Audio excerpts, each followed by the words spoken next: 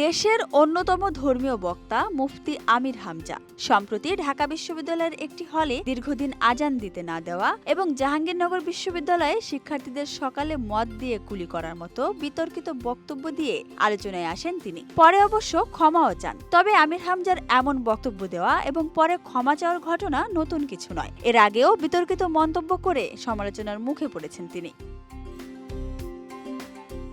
নিজেকে কখনো ভার্সিটির মাল বলে দাবি করেন তিনি, আবার কখনো ধর্মীয় ব্যাখ্যার আড়ালে এমন সব উদাহরণ টেনে আনেন যা সমাজের চোখে দৃষ্টিকটু।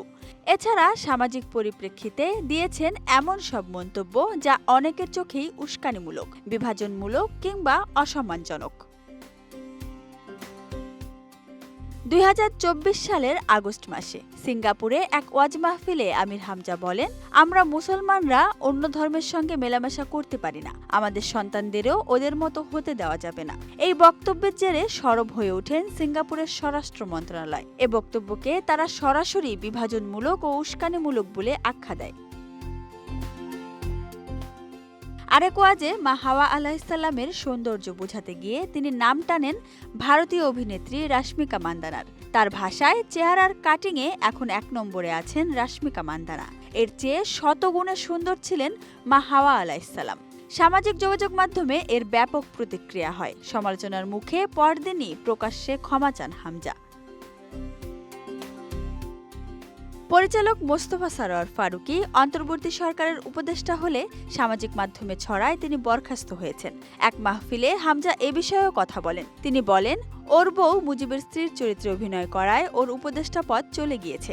একই মাহফিলে তিনি থার্ড পারসন সিঙ্গুলার নাম্বারকে একটি উপন্যাস বলে আখ্যা দেন। আদতে যা কোনো উপন্যাস নয়, এটি ছিল একটি সিনেমা। পরবর্তীতে তিনি বলেন, এসব ছবি পরকীয়াকে সমর্থন করে।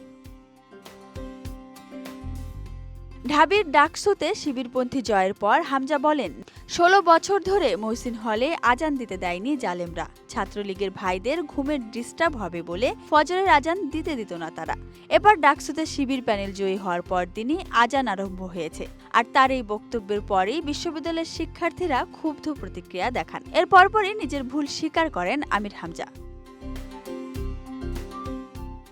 বিতর্ক চলাকালে গণমাধ্যমে আমির হামজা বলেন, সলিমুল্লাহ মুসলিম হলের নাম বলতে গিয়ে তিনি মুহসিন হলের নাম বলে ফেলেছিলেন। তিনি এর জন্য ক্ষমা প্রার্থী। মুহসিন হলে নিষিদ্ধ ছাত্রলীগের জামানায় অনেক জুলুম অত্যাচার হয়েছে। বাথরুমে দাঁড়িয়ে নামাজ আদায় করার ঘটনাও ছাত্রদের কাছেই শুনেছেন তিনি। তবে সবশেষে তিনি বলেন, আমার এভাবে বলা উচিত হয়নি, আগামীতে সতর্ক থাকব। তবে এই সতর্কতাও স্থায়ী হয়নি। কয়েকদিন পরে জাহাঙ্গীরনগর বিশ্ববিদ্যালয়ের শিক্ষার্থীদের নিয়ে ফের আলোচনায় আসেন তিনি। জাহাঙ্গীরনগর বিশ্ববিদ্যালয় প্রসঙ্গে আমির হামজা বলেন, বিশ্ববিদ্যালয়ের হলের আবাসিক রুমগুলো থেকে শিক্ষার্থীরা বের হচ্ছে সকালবেলা। তারা মদ দিয়ে কুলি করে বের হচ্ছে। আমি প্রথমে জাহাঙ্গীরনগরে চান্স পেয়েছিলাম সাংবাদিকতায়, তবে পড়া হয়নি। আমি দেখেছিলাম ওখানে মানুষ, ছাত্র সকালবেলা মদ দিয়ে কুলি করে এরপর বের হয়ে যাচ্ছে। এটা ছাত্র? এ বক্তব্য বিশ্ববিদ্যালয়ের শিক্ষক শিক্ষার্থীদের মধ্যে তীব্র ক্ষোভ সৃষ্টি করে। জাবি প্রশাসন বিবৃতি দিয়ে আমির হামজার বক্তব্য সত্য নয় বলে জানায়। সমালোচনার মুখে পড়ে তিনি এই মন্তব্য প্রত্যাহার করে নেন। তিনি বলেন, আমি তো জাহাঙ্গীরনগর বিশ্ববিদ্যালয়ের হলে ছিলাম।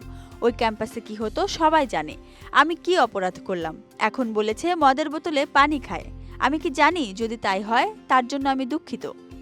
আমি এসব নিয়ে আর কিছুই বলবো না। মুখ ফসকে এভাবে বিতর্কিত মন্তব্য করে বারবার সমালোচনার মুখে পড়েন তিনি। পরবর্তীতে আবার দুঃখ প্রকাশও করেন। তবে এখন প্রশ্ন হলো, এসব কি সত্যি মুখ ফসকে বলে ফেলা নাকি ইচ্ছাকৃত? Desk report, Dhaka express.